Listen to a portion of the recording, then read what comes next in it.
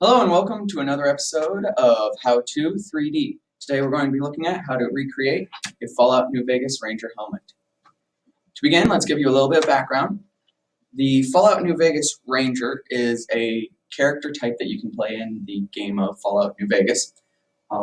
They are kind of the elite characters of that era. So to begin with this project, you're going to want to go out to myminifactory.com and go ahead and pick up a copy of the files for yourself. And then from there, you're going to want to go ahead and put them onto your printer.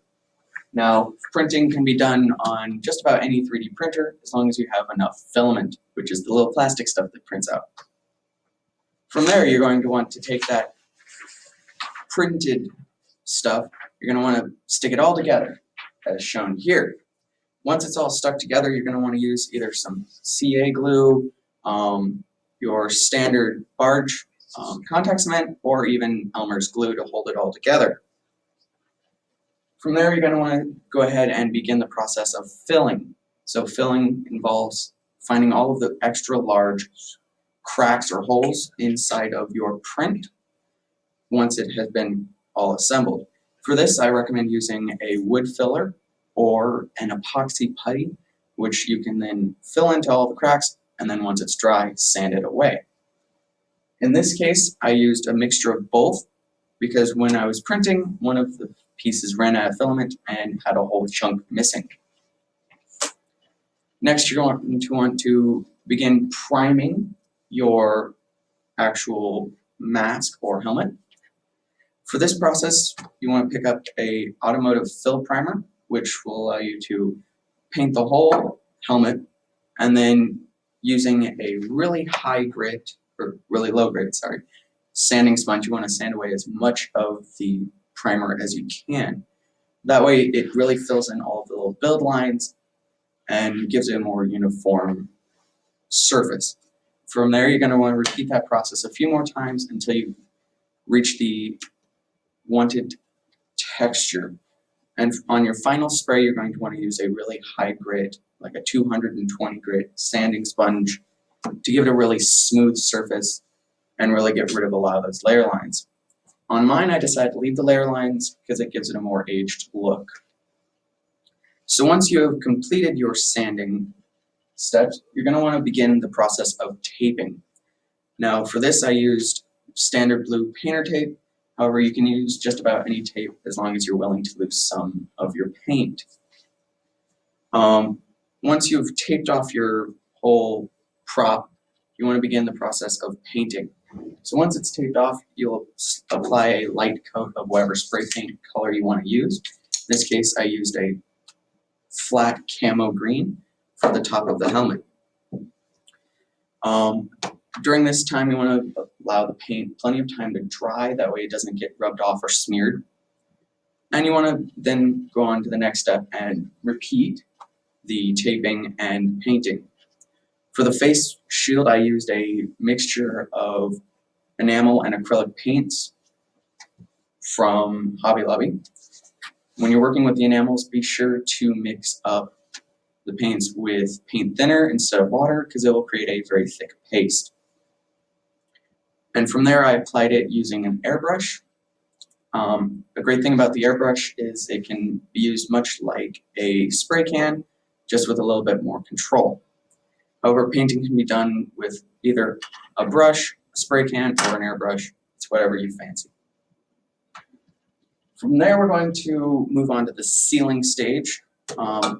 Before you move on to weathering and stuff like that, you always want to seal your prop with a nice clear coat. That way you keep all of the detail that you already have in your prop sealed in and it doesn't get messed up.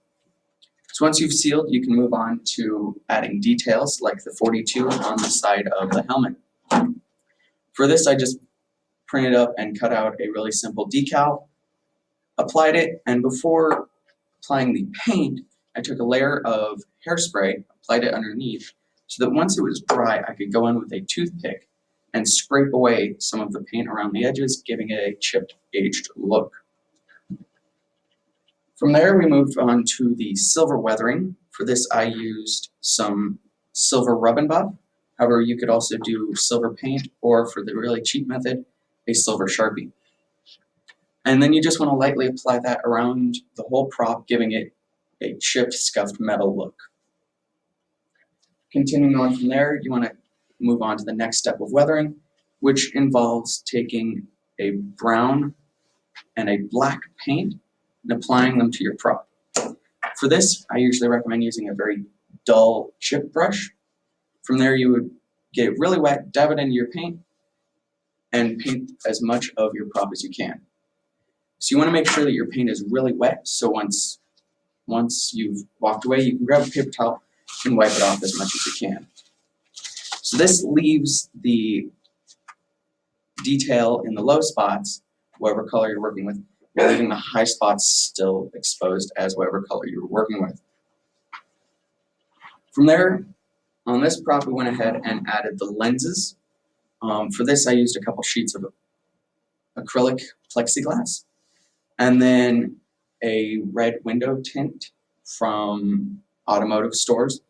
And if the lenses ever get damaged, scratched, or need to be replaced, I recommend using a set of hot glue guns to actually get it attached. So if you need to remove it at any point, you can just heat up the glue and pull it out. And when you're waiting for paint to dry, it's always nice to have a heat gun, because those allow you to dry your paints just a little bit faster. So what's great about working with the prop industry is you can actually turn around and sell this for 10 times what you originally made it for.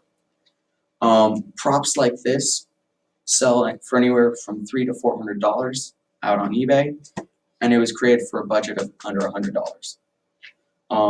Wetaworks, a company that makes props for a living, recently sold a $500 gun from the Netflix series Spectral for $46,000.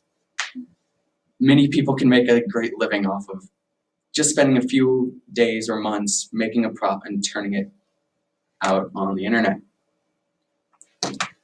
So today we went ahead and we learned about what the Fallout New Vegas helmet is, how to recreate it using some of the many items that you might have just laying around your house, and then lastly, how you can probably make a living off doing this yourself.